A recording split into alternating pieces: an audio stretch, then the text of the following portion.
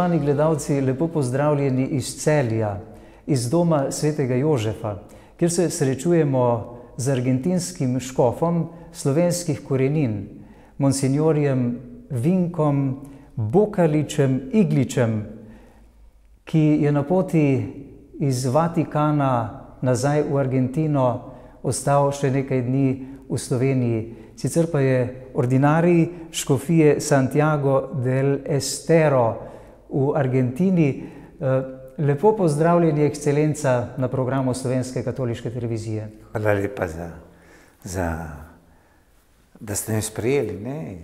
In zelo sem vesel, da sem prišel meni Slovenije, ne? To ni bilo v naših načrtih, konc prejšnjega leta, ko je bila pa kanonizacija v Rimu, dela v Vatikanu, smo pa za 2 dni se skočili, ne? Tam, ko so naši doma, ne? Ata je rojen v Mengšu, mama pa v Brdu pri Lukovci. Jaz sem imel vse okrog Slovenija, pa pridemo v Slovenijo. Pa niste prvič, ne? Ne, to sem že enih 6krat sem bil, ampak vedno pa za 2-3 dni samo, ne. Imam naše pozdravljanje, našo združbo, no, bo jaz sem lazarist, ne. Se vedno stanujem pri lazaristih in potem sem pa šel med svojim, ne. V Brdu je bila teta, je bil še stric, tista leta, zdaj ta že bila pokojna. In v Mengšu pa kakšne nečaki, ne, to nisem primo. Vse bratje in sestre, sinovi po atovi strani, ne. So vas gotovo zelo veseli, ne? Ko se pojavite v Sloveniji. Lepo. Pred nekaj dnevi ste prisostvovali slovesnosti kanonizacije, razglasitvi za svetnico prve argentinske svetnice v baziliki svetega Petra v Vatikanu, Marija Antonija od svetega Jožefa, tudi mama Antula, izhaja iz vaše škofije, kjer ste vi ordinarij. Kaj bi nam najprej povedali o njenem življenju in delu? Kdo je bila, iz kakšnega okolja je izhajala in kaj je pravzaprav pripeljalo do svetništva? Ona se je rodila v Santiago del Estero leta 1730, ne? 18. stoletje, ne? Živela je pa, umrla je pa 1799, to je imela 69 let, ko je umrla. 40 let njegove življenje je živela v Santiago del Estero, tam se je rodila. Ko je imela 15 let, so bili že jezuiti tam, ne? Tistega časa, no, to so Argentina, Južna Amerika je spadala pod španjolsko kraljestvo, pa portugalske, Brazil, portugalske.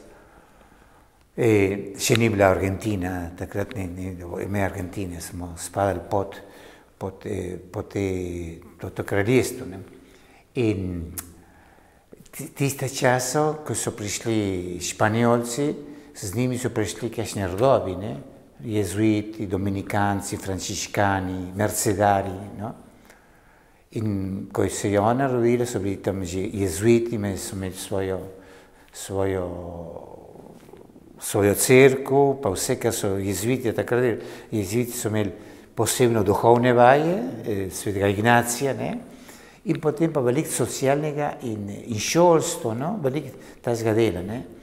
Oni so imeli že v drugih krajih Argentine, proti Paraguaju so imeli, to se pravi redukciones, no, ker so bili indijanci, oni so imeli za indijance, so se učili, pa so se napredovali, ne. V Santiago del Estero je tudi kakšna naseljena jezuitov, pa je ta Marija Antonija, ne, njegovo ime je, ona izhaja iz družine, bolj nobel družine, ampak ko je imela 15 let, se je pridružila kot laična pomočnica jezuitov, no. Ona je bila zmeri laična, ona ni sestra, no, to je prva. Je želela pomagati reševati duše? Jezuiti so imeli skupnih laikov, ki so jim pomagali pri duhovnih vajah, za socialne dele, za pomoč bolnikom, hodili se tisti, ki so zaprti z ženskami, ne. Veliko so jih učili tudi pisati, no, ta Marija Antonija je začela, je bila 22 let zraven jezvitov, ne? Od 15. leta do 37. leta. Takrat so pa jezviti spodili iz vseh teritorijev, no? Južne Amerike sploh. Vsa Južna Amerika in so jih od noči na dan so mogli izginiti. No? Oni pa samo ostali. Sigurno je veliko se naučila, to so bili bistri, no, inteligentni ljudje, ne, in zelo pripravljeni. Ona se je naučila pisati, brati, ne, ponavadi ni bilo šol takrat tiste čase. Ko so pa odšli jezviti, je pa ona rekla, kaj bom pa jaz zdaj, kaj sama delam, ne. In ona je bila zelo verna, se vedno spirituatelja, duhovnost jezvitov, ne. In Božja volja je bila, da bi ona začela ona organizirati duhovne vaje. Ne. Torej so se te ignacijanske duhovne vaje jezuitov zelo dotaknile. To je absolutno, to je svoj delo, ker jo je pripeljal do svetniškega, je bilo to, ne. Ona je sprožila sama in s tem kakšnim pomočnikom, vročicam, duhovne vaje. V začetku je bila sama tam v Santiago in je delala, je organizirala, je bilo prepovedano. Ampak ona počas je, papež je rekel, ne, kot tajno začela to organizirati, ne. In potem je začela tam v Santiago del Estero, dobila je kakšnega duhovnika, da je jim predaval, da so jih pridil, da jih maševal, spovedoval, ne. In od Santiago del Estero pa potem po celi zahodni Argentini, severni zahodni Argentini, to je 6-7 provinc, to je kar proti meji v Bolivijo, pa v Čilah proti Andu, to so velike razdalje, ne. On je organiziral vsaki pokrajini te duhovne vaje, ne, ignacijanske. Kako je potovala? Peš? Peš, ona je vse, to je vse peš. To se misli, danes je, ona je peš pešovala 4000 km, da je potem prišla tudi do Buenos Airesa, ne. Začela je tam, v začetku so jo škofje pa bolj slabo gledali, niso zato, ker so mogli obogati, ne, kralje, da ne mojo spet nič jezvitskega narediti, ne. Potem so jo dali dovoljenje in ona začela in so videli, kako je bilo blagosloven ta delo, no. Je ogromno ljudi, ona sama jih je iskati, jih je vabila, ne, revne, kakšni boljši ljudi, ampak to je zbrala po 200-300 ljudi na duhovnih vajah, ne. In duhovne vaje so trajale 10 dni. In menda so se jih udeleževali tudi zelo znane osebnosti takratne družbe. Posebno pa v Buenos Airesu pa so bili znane osebnosti, ki so potem začeli osvoboditi Argentine. Ampak to so vsi ljudje šli mimo duhovnih vaj. Ona je bila par let v zahodu, je severni zahod organizirati duhovne vaje, potem je šla proti Buenos Airesu, ona je mislila, jaz hočem iti do konca sveta s tem, ne, navdišena in to je Božje delo, ne, in je bila par let v centru, velikem centru v Kordovi in potem pa pristala v Buenos Aires, so jo zelo slabo sprejeli, zato tu je hodila kakor Boga ženska, ne, imela pa en voziček, ki je zaprosila za jed in za druge reči, ki jih je rabila za duhovne vaje, ne. Se lahko mislite, 10 dni imeti 300 ljudi noter zaprtih, ne, delati duhovne vaje, ne. To je bilo pa ogromnega dela, to je ona prosila enega drugega, ne. In potem je prišla tudi v Urugvaj so jo vabili, da bi tam tudi imela, je bila 2 leti tam, v Buenos Airesu, potem nazaj prišla v Buenos Airesu, tam je pa zazidala prvo hišo za duhovne vaje, ki še danes stoji, ne, to je slavna hiša. Do konca življenja je okrog 70.000 ljudi je bilo pri duhovnih vajah. Tako da je nekako svojim delom z duhovnimi vajami prekvašala argentinski narod za Boga. Tako je res. Jaz mislim, da so korenine, ne samo ona, ampak to so korenine naše vernosti v Argentini. Ne? In Bog je blagoslovil to in je bila že takrat so jo imeli že za kot svetniško dušo, ne? In ko je ona umrla, potem drugo stolje po tistem, po smrti, je bilo bolj se je utihnilo. V začetku 20. stoletja, 1900, je pa so začeli proces beatifikacije, kanonizacije, ne? To je bilo v začetku. To je pa stalo okrog 100 let. Zadnja leta se je mignilo to, ne? Morda je tudi pomagal nekdanji nadškof Buenos Aires škofije Bergoglio, no, kardinal Bergoglio, ki je bil nadškof tam. Jezuiti imajo veliko stikov s tem, v tem procesu, zato ta Marija Antonija je rešila karizmo jezuitov v Argentini. Ko so nazaj prišli jezuiti po 50 letih, je bila karizma živa. Očitno je svojo dejavnostjo, svojim delom, tudi svojim zgledom pustila tako močan pečat v verski in kulturni identiteti Argentincev, da jo vaš narod danes imenuje tudi ustanoviteljico argentinskega naroda, sem zasledil. Ja, tako je tudi govoril, no? Madre de la patria, ne? Zato, ker ona je bila, posebno, ko je bila v Buenos Airesu, so vsi ti ljudje, ki so potem začeli emancipacijo, no? Argentina, so bili pri duhovnih vajah. In potem so pa šli razgovoriti se velikrat z njo, ne? Zato jo pa danes pojmujemo tudi mater argentinske države, ne? Kako ste se v vaši škofiji in nasploh v cerkvi v Argentini pripravljali na ta dogodek kanonizacije? Jaz bom delal 10 let že v Santiago del Estero kot škof, ne? Takrat sem bil imenovan, ki je bil že Frančišek tukaj v Vatikanu, ne? Škofija, prejšnji škof je imel 75 let, me pa naprosto imenoval Frančišek za škofa. Ko sem jaz prišel v škofijo, se ni veliko govorilo o tej. Nekateri ljudi so malo več vedeli, ampak ni bilo veliko govora o tem, ne. Leta 15, to se pravi, 2 leta sem živel tam v Santiago, se je odobril prvi čudež. Za beatifikacijo.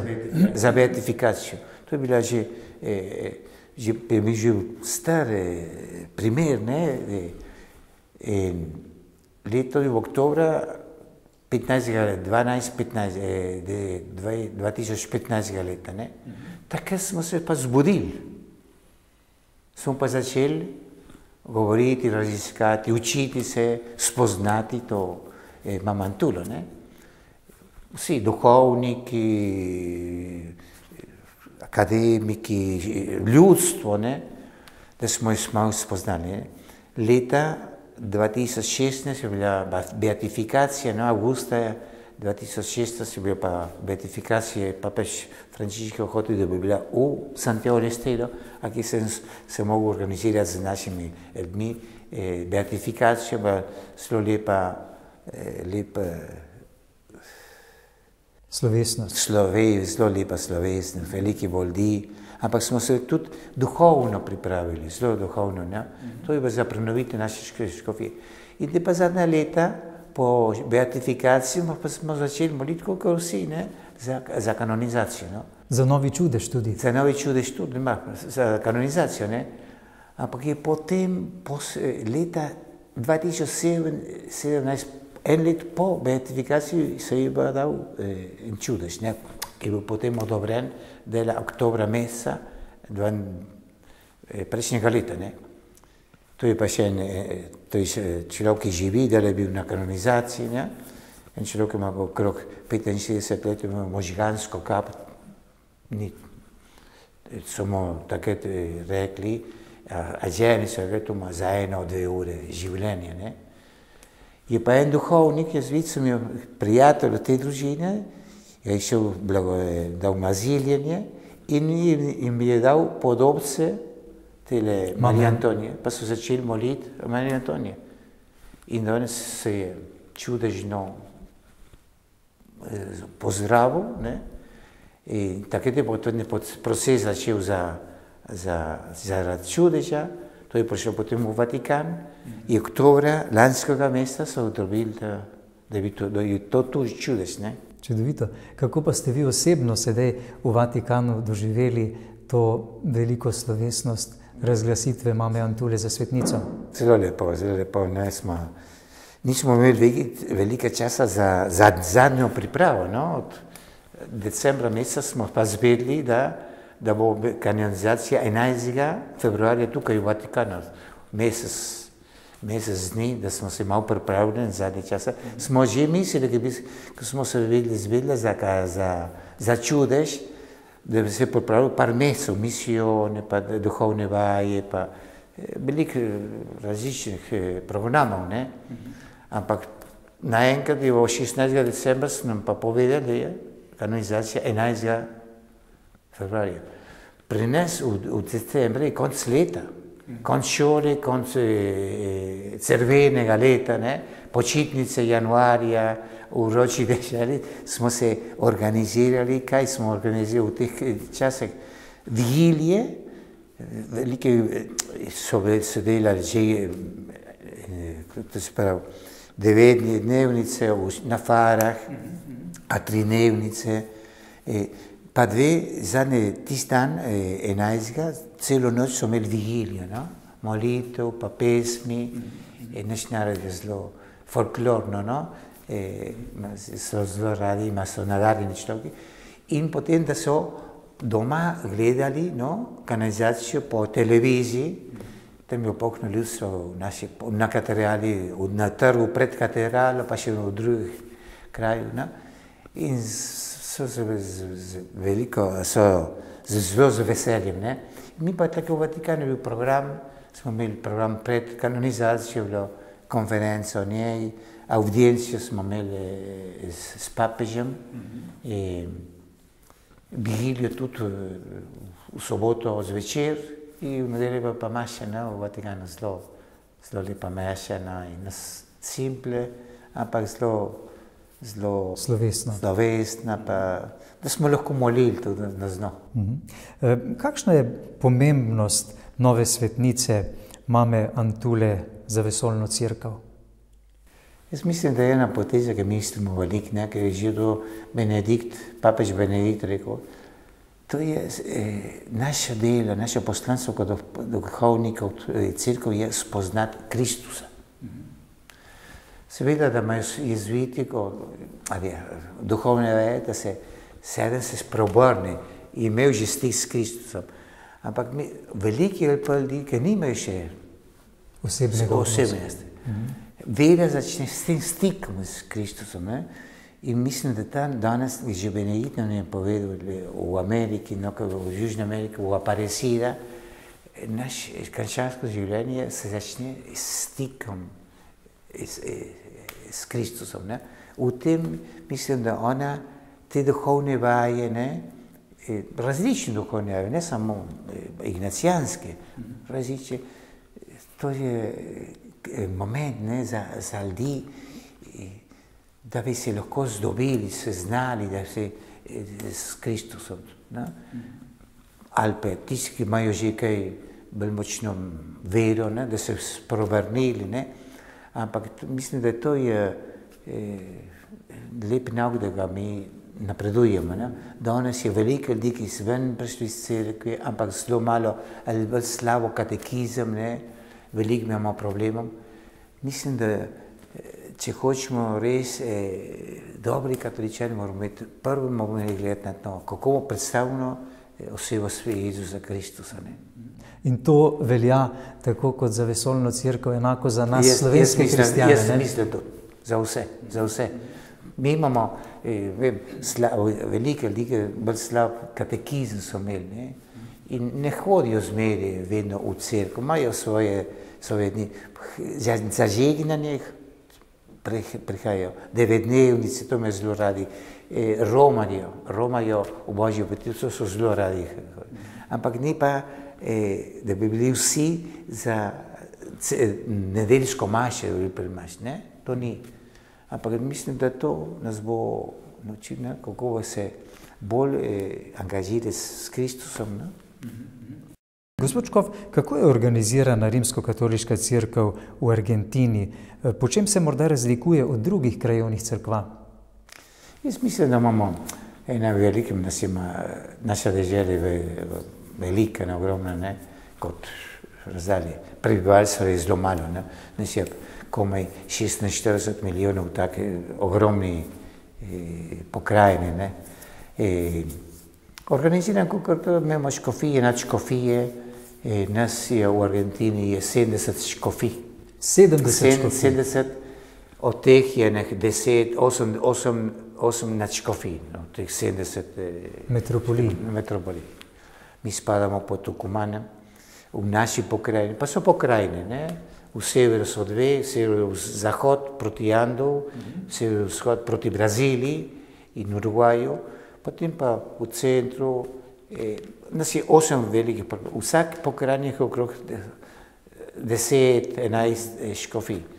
V Buenos Airesu, ki je glavno mesto, tam je nadškofija in kot pokrajine ima pa tudi škofije ob Buenos Airesu, to je okrog 15 milijonov ljudi, 11 škofij. Ena nadškofija in še 10 škofij. Kako živa pa so vaša občestva? Naše občestvo, veliko imamo, delamo za katekizem, žegnanje patronov, naših vnukov, to je najmočnejša za nas kristjane. Torej, praznovanje patrocinijev? Ja, to prihajajo, včasih še prihajajo na to žegnanje, ljudje, ki so bili prejšnji, so tam živeli, potem so mogli pojeti, ampak to je glavni teden, 10 dni, ki prihajajo za molitev, za sakramente, za prenovitev vere, Imamo v tem veliko delamo, da bi lepo pripravili te dni, sprejeli veliko ljudi, pride tudi, hvala Bogu, še veliko mladine na take srečanja in organizirane. In potem imamo šole, katoliške šole, nas je okrog v naši škofijih imamo okrog 40 šol katoliških, škofija jih ima 33, potem pa so rodovi, imajo svoje škofije, svoje šole, skupaj delamo, v tem za otroke, za mladce, jih lahko imamo, da se učijo, in imeli tudi katekizem in krščansko način življenja.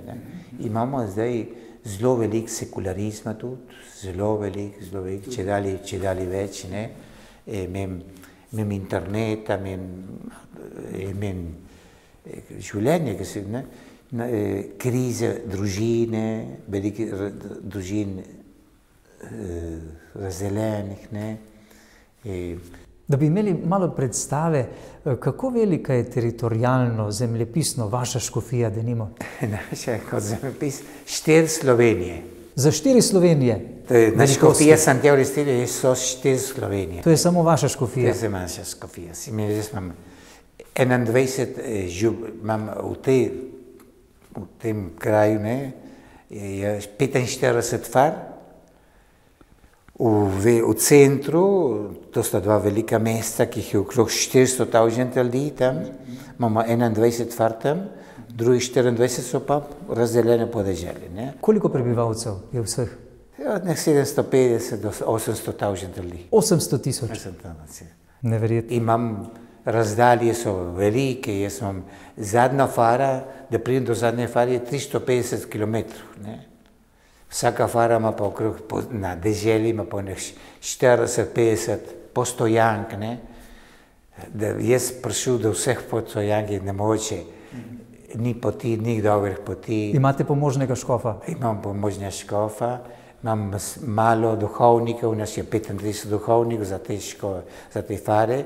Z rodovniki nas je okrog 50 duhovnikov, par far brez duhovnika. Tudi imate težave s poklici duhovnikov? Seveda. Dekanija prevzame faro, ki nima duhovnika, veliki z laičnimi deli, z laičnimi pomočniki, ne? Katekisti organizirajo za molitve, skupine za molitve, za Caritas, je veliko dela s Caritas, no? Revščina je zadnjih leta zelo rasla, ne? In Caritas ima zelo veliko dela zdaj. Mamilno, droge, je zelo ogromno droge. Imamo tukaj delo, no? Skupine dela s mladcem, ki spadli v drogo, ne? Zanimivo, zasledil sem, da je po obisku papeža Benedikta v Južni Ameriki se zgodilo nekaj posebnega, namreč ko je papež obiskal Aparecido leta 2007, je prišlo potem do odločitve, da vsa Južna Amerika postane misijon. Vi ste v nadškofiji Buenos Aires 3-4 leta po tem dogodku začeli voditi Vicarijo center. Kako je izgledal ta ulični misijon v vaši nadškofiji oziroma metropoliji, ko ste misionarji bili tudi škofje? Tudi je. Smo se posebno okrog Adventa, Božiča, za veliko nočne praznike, smo na trgu bili, smo imeli maši, spovedovanje, blagoslov, kakšno katekezo. To smo organizirali v različnih krajih vse metropolitije, ne. In smo bili škofi z ljudmi, ne. So imeli skupine zelo ubogih ljudi, je tudi naš škof prišel, no včasih je bil tudi z nami, da je spovedoval. On je zelo rad hodil tam, ki so, mi imamo pravimo to zelo barake, ne. Barakarske, to je zelo naselbine, velike so bile, ne. On je prišel tam, mi smo bili tudi z duhovniki, smo delali skupaj, ne. Z laiki tudi, katekisti smo bili, parkrat tako organizirano, misijon v Buenos Airesu, tam, ki je bil konec vlaka, tam, ki so bili terminali, ne, odvlačne, tam smo tam zgovorili, smo pripravili, smo imeli oltar, kipec Marije ali pa križ, ne, in veliko ljudi so prihajali tudi. Včasih je bilo tudi kakšen krst, ne. Ampak ta misijon smo sprožili, ne, to je cerkev, ki gre na cesto, ne. Ne čakati ljudi na fari, ampak iti na ulico. No. To je že tiste leta, no, smo veliko slišali o tem, smo to delali in kar se zdaj sliši za vso cerkev, ne, mi smo že malo navajeni taka, nas je že spodbudil ta Bergoglio, takrat, ki je bil kardinal tam. Ne. Zakaj ste vi postali lazarist? Morda, ki smo bili mi, ki se je slovenska naselbina vasica naredila tam v Buenos Airesu, tam smo se mi rodili. Po 4 letih so prišli za lazaristi tam so bili naši očeti, so bili lazaristi, ne. Tam smo se šli po šoli, veliko bilo kulturnega, no, to je 120 družin v Lanusu, no, to je predmestje, veliko nas je bilo otrok, družine so imeli po 4-5 otrok, ne. Tam smo se pa lepo imeli, ne, pa smo imeli slovensko šolo tudi, seveda španjolsko, ne, špansko šolo, pa v sobotah imamo slovensko šolo. In tam so bili lazaristi, so bili kakor očeti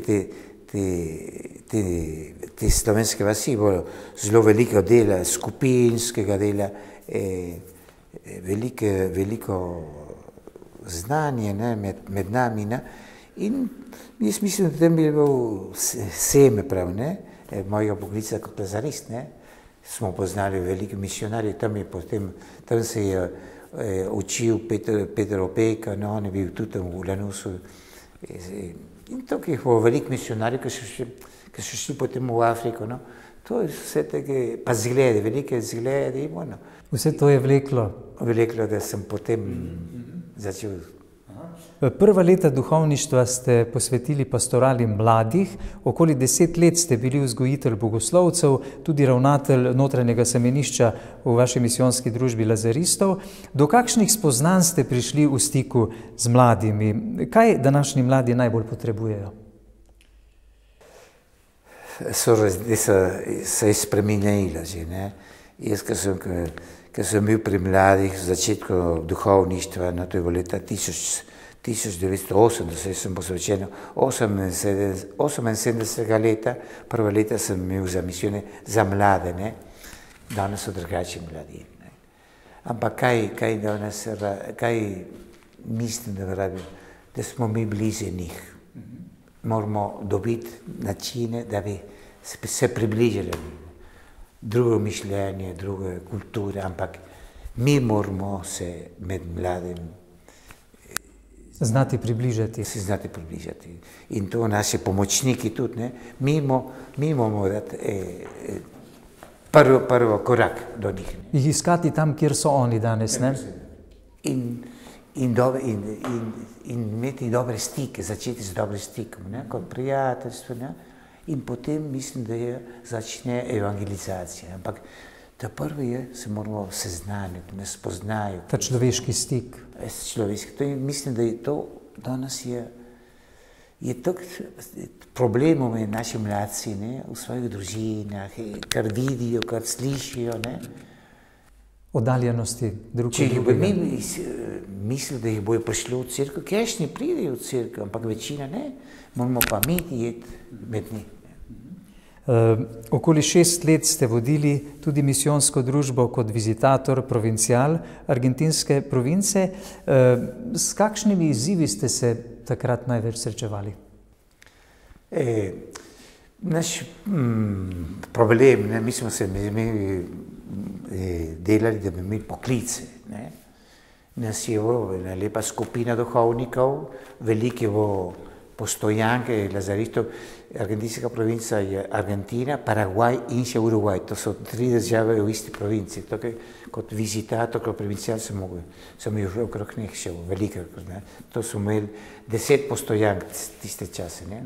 Delali smo veliko z mladino, za poklice, misijone. Naša karizma je misijonska, ne. Ljudske misijone. Veliko smo delali z mladino, z mladinskimi ekipe misionarjev, ne, mladih. Smo pa šli v julija, za zimo pa poletje, v različne kraje, da smo imeli misijone. To je bilo tudi, to je še, danes je še delaj, no, to je lepa pot, no, evangelizacije, posebno za mlade, in so veseli, da prijejo na misijon. In je tudi moment, da se vprašajo za svoj poklic. Zelo zanimivo. Nekaj let ste bili v nadškofiji Buenos Aires, eden od 5 pomožnih škofov sedanjega papeža Frančiška, takratnega buenosajreškega nadškofa kardinala Jorgea Maria Bergoglija. Kako ste kot njegov tesni sodelavec doživljali sedanjega papeža v vlogi svojega nadškofa? V začetku sem se zelo bal, ne, kaj to pomeni imeti škof, ne. Ampak res smo bili zelo blizu enega drugega, ne. Mi smo imeli sestanke vsakih 15 dni, vsi pomožnici in nadškof, ne. Pogovarjali o vseh temah in problemah nadškofije, no. On je človek zna zelo dobre poslušati, ne. On ne govori veliko, ne. On zelo posluša, to smo se naučili, ne. In vljudne, ne, on je se sprejel, nam je pomagal, ne. Kar smo imeli kakšen problem, smo se lahko razgovorili. To je bilo zelo lepo za nas, smo se naučili biti škofi, ne. Zakaj se je kot nadškof najbolj zavzemal? On je imel v srcu duhovnike, on je poznal vsakega duhovnika, vsak mu je imel stik. On je veliko delal za to in tudi bogoslovce. Takrat je po nesreči na škofiji imel okrog 400 duhovnikov, on je poznal vsakega duhovnika, vsak duhovnik ga je lahko poklical, hočem govoriti s tabo. No? Smo vedeli, ko je bilo ob 6, ob 7, če eden klice na nadškofijo, bo on odgovoril. Pa smo hočem govoriti s tabo, pa je tako ga sprejel. Ne? Ni bo treba nikoli čakati. Ne? Ampak to je pa poteza, on je zmeri nam bil. Vi morate smeri biti pripravljeni, da duhovnike spremite ali pa jih obiskati, ne? Ampak on je pa sprejel vse. Kaj pa njegov odnos do marginaliziranih ljudi, ki so bili na obrobju? On jih je imel zelo rad, afektivno, no? Ampak tudi je zelo rad je prišel med dne, ko je imel časa, je bila priložnost, on je šel s avtobusom, pa je prišel v tisto naseljino in imel spoznal svoje duhovnike in povedal, bom šel, ampak je ponavljal sam šel, da ga ni noben pelal, ne? Se je zmuznil, pa je šel, ne? In tam je bil svoje stike, veliko zažegnanja, kakšne, to je še prav, birmanje, ampak je bil zelo blizu teh ljudi, z njim je pil mate, kakor mi, ne? Ali se je kaj spremenil tudi po zunanjosti? Nekje sem slišal, da je menda bil kot nadškof bolj čemrnega obraza, da se ni znal nasmejati, da še je sedaj kot papež nekako se zna nasmehniti. Tako je res. Ne, se ni nasmehnil kot, je bil bolj kakor vi spravil, resen. Je imel svoj humor, ampak tukaj, kakor se je predstavil v Rimu, jaz sem bil zadnje čase, jih je bilo na tej advenciji 200 ljudi, 250, je vsakega pozdravil. Lepo. Kako pa ocenjujete delo sedanjega papeža Frančiška? Ali se vam zdijo njegove odločitve dobre, pozitivne za Cerkev? Jaz mislim, svojo, kar nas danes mika, ne? Kam greš, ki bi bilo cerkveno delo, in to je bilo misijonsko delo. Moramo se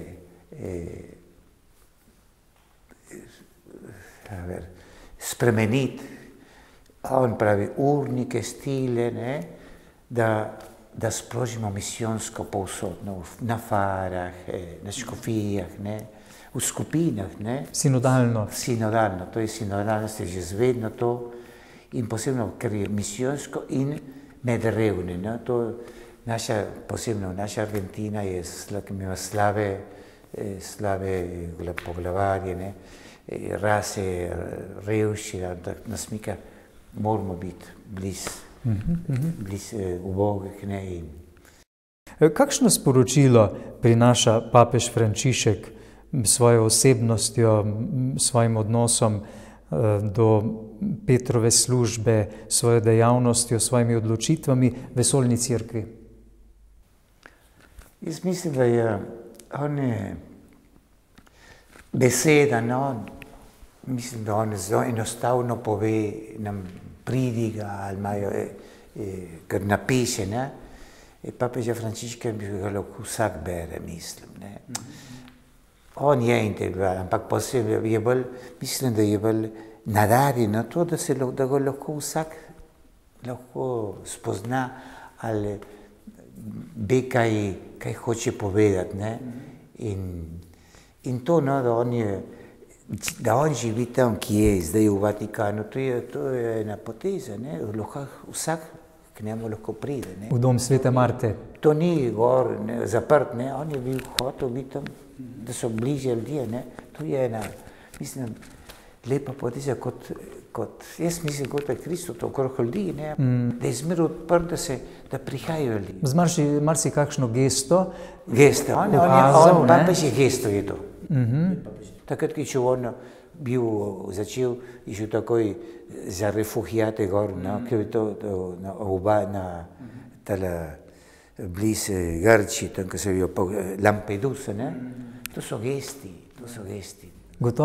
Gotovo svojo držo, svojimi odločitvami na tak način kaže duhovnost svetega Frančiška Asiškega. Ja, zato pa je Frančišek. Ja. On je povedal, takrat so ga zvolili, bo je en kardinal brazilejski rekel, spomni se vedno o bogih. Mislim, da takrat je pa mislil. Ob izvolitvi, ne? Ja.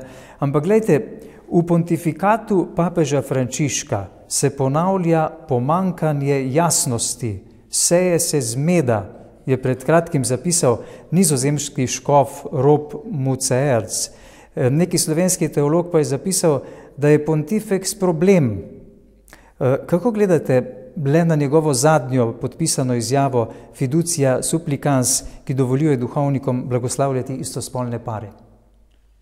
Jaz mislim, da je ta zadnja spis, če ga dobro berete, in on dobro pove, on ne bo drugo vero predaval. Zakon je o moški in ženski.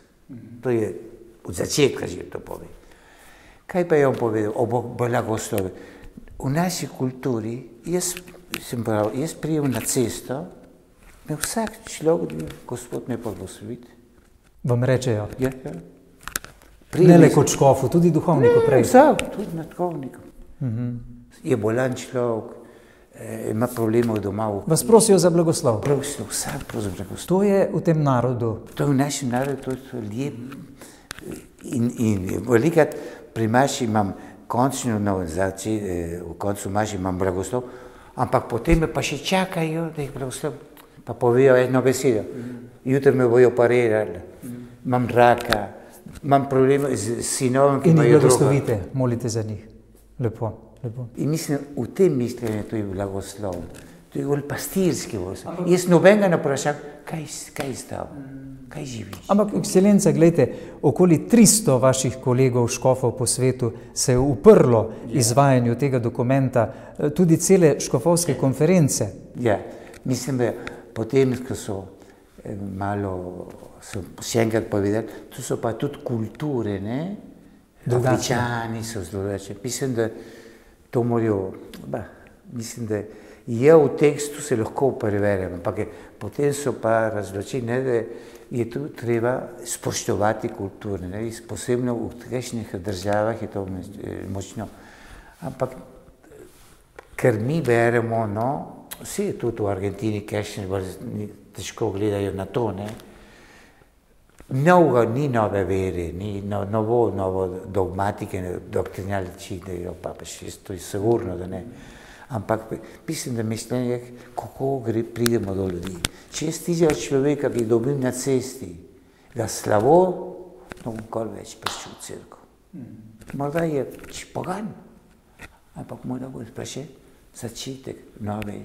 Sedaj največji problem ni blagoslov istospolne osebe, denimo, ampak problem je, če pridejo v paru. To je za mnoge težava, ki se jim zdi sporna. Ampak je čisto dobro razločeno, da ti ni blagoslov za to. Ni mišljen tako? Dobro. Koliko škofje v Argentini ostajate s sedanjim papežem v posebnih stikih morda? Ne vem, jaz nimam veliko stikov. Vsakega časa imamo morda po tajniku kakšno novico ali vprašanje, ampak mislim, da kakšni nadškof je pa predsednik, pa kar se argentinske konference imajo več stikov. Tudi sedaj ste mi pred oddajo zaupali, da ob obisku sedaj v Vatikanu na kanonizaciji papež ni imel časa za vas, 2-3 minutke, toliko, da ste se pozdravili, spregovorili par besed. Smo prosili, da me smo sprejeli 20 minut, ampak zdaj nimamo časa. V vseh letih svojega pontifikata še ni odšel na obisk svoje domovine Argentine. Kje je vzrok za to in ali se še nadejate njegovega obiska v Argentini? Zmeri se ga vabimo, naj pride, ljudje imajo, večina ljudi imajo radi, duhovniki, škofi tudi, bi imeli radi ga. Ljudstvo bo zelo srečni, da bo prišel.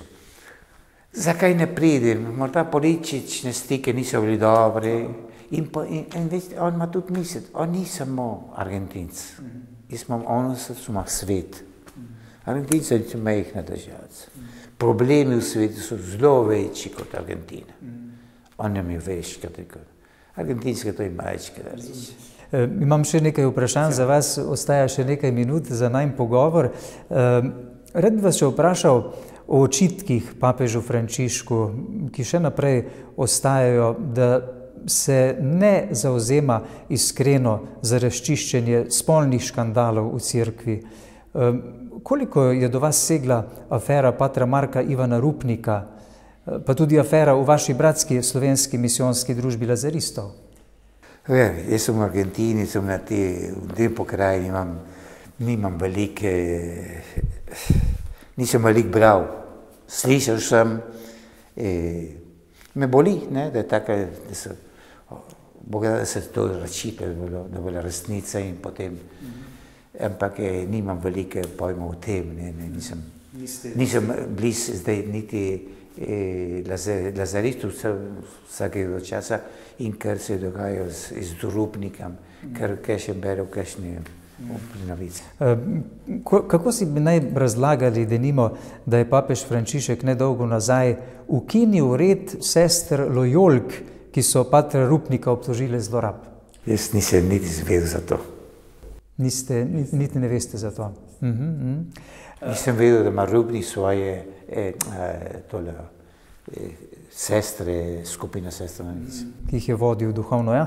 Ali se tudi v cerkvi v Argentini srečujete s problemi spolnih zlorab strani klerikov cerkve? Ja, je bilo.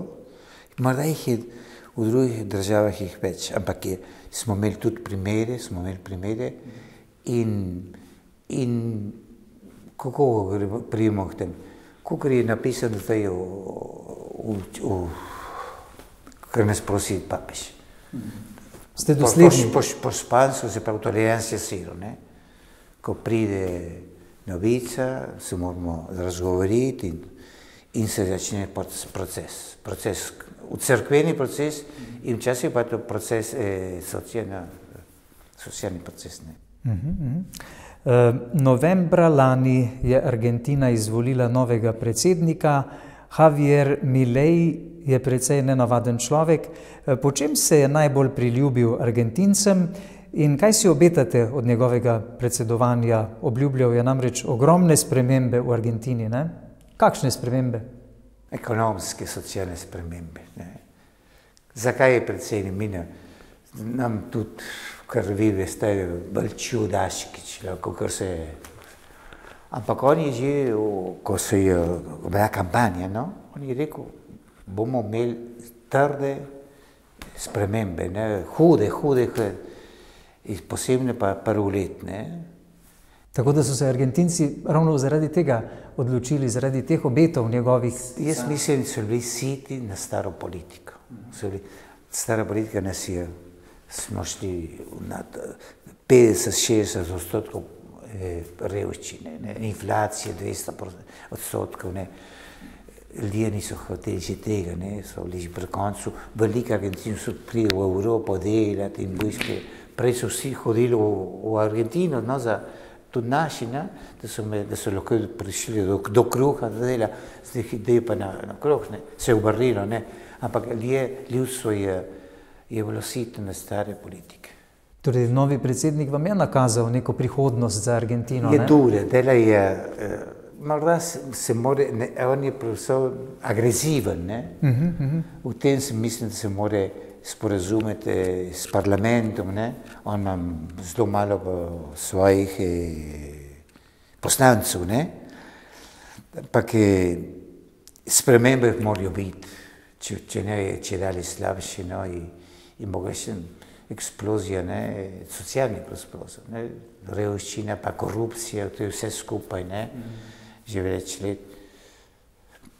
Bomo videli, še mi ne vemo, kako bo to šlo naprej, ampak je bolj čudaški človek je. Vaša starša, že pokojna, Bog ima daj počivati v miru, sta prišla v Argentino leta 1949. Vi ste bili rojeni 3 leta po njunem prihodu, ne? Tam v Lanusu, v Buenos Airesu. Zanima me, kako je organizirana, kako živi slovenska skupnost v Argentini. Leta 2019 ste tam slovesno praznovali že 70-letnico prihoda Slovencev v Argentino, ne? Ja, seveda. Ko so prišli ti imigranti, naši starši, no, to so se razdelili ob predmestju, posebno pa predmestju, ne 4 ali 5, 6 skupin. To imelo pa svoje duhovne momente, maše, ohranili so jezik, ne? Mi smo se rodili, prvi jezik smo se naučili, slovenski jezik, ne? V teh vasicah, imajo velike kulturnega dela, ne? Z mladino, športno, veliko duhovnega tudi, romanja, življenjsko, ne, in mi smo se tam smo zrasli, ne, v teh slovenskih skupinah, ne. Kaj pa njihova vernost je ostala globoka? Veličina je že starša, ampak zdaj mladci jih je menj, no, takrat so bila velika družina, zdaj jih je menj, na tako kar v Sloveniji, ne. Tiste čase so vse družine imeli po 4, 5, 6 otrok, ne, da jih je menj, ampak kot duhovnost se dela za to, je menj duhovnikov, no, da bi spremenjali, da bi bili v vsake skupnosti, da je komaj 3 duhovniki, prej je bilo 10 duhovnikov, da so imeli vsak svoj. V tem je velik problem zdaj. Je morda znano, koliko Slovencev živi v Argentini? Ne vem. Tista generacija, ki je prišla prva, se poslavlja, ne? Tiste generacije, to se pravi 70 let nazaj, morda so že zelo stari ljudje, ne? In koliko jih je zdaj, ne vem, 5 stavžnic sigurno jih je okrog, mislim, da po Slovencu pa že.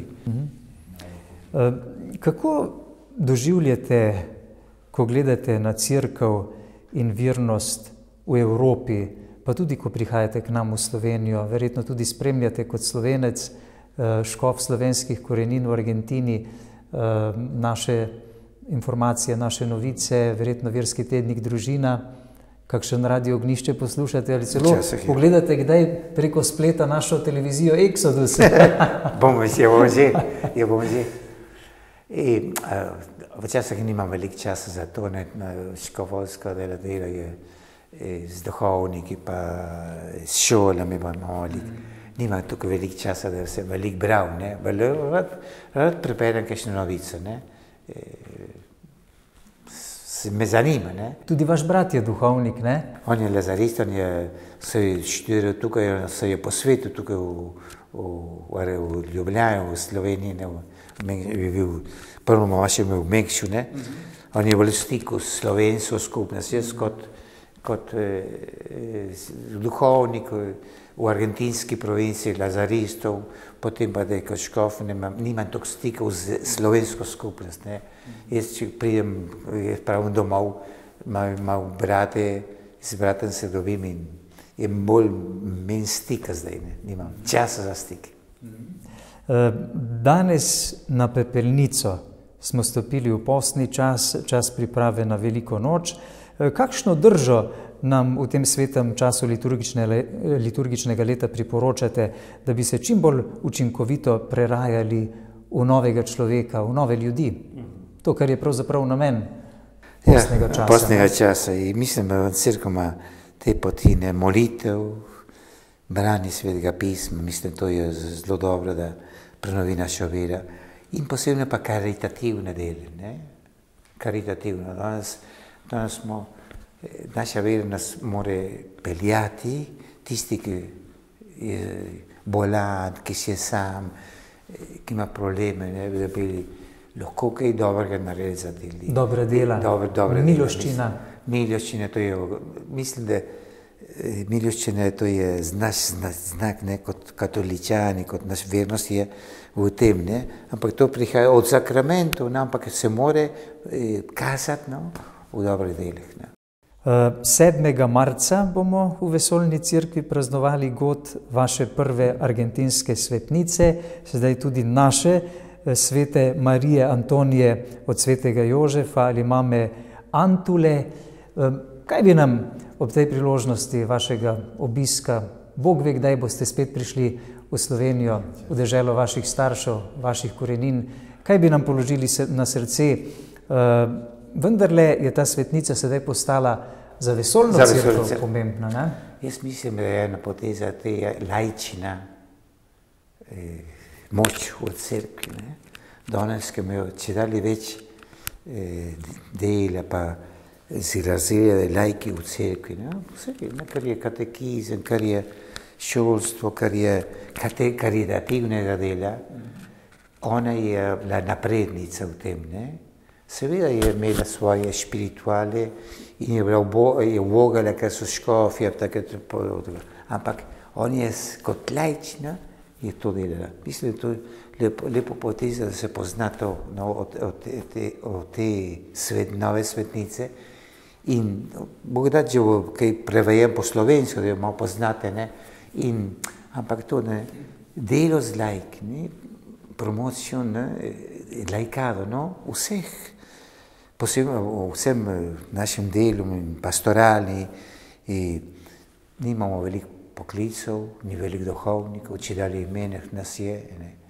Mislim, da je čas za laike, ne, da jih izobraževati, biti z njimi, naj oni tudi naprej vodijo velike vrči, ki mesto spajajo pod naše odgovornosti, ne.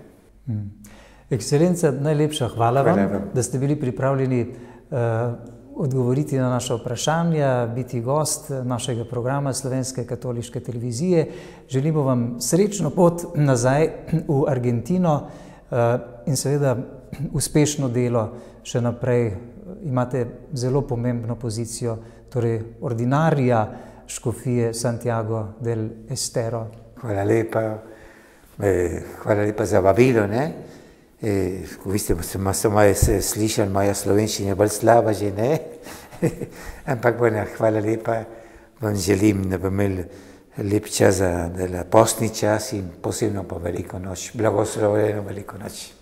Lepa hvala tudi vam.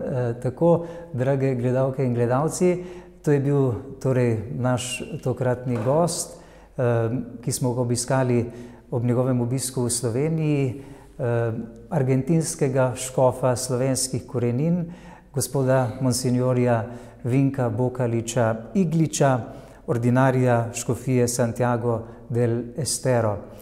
Naj ob zaključku vendarle rečemo priporočilo svetnici, zaradi katere je tokrat v Sloveniji tudi visoki gost.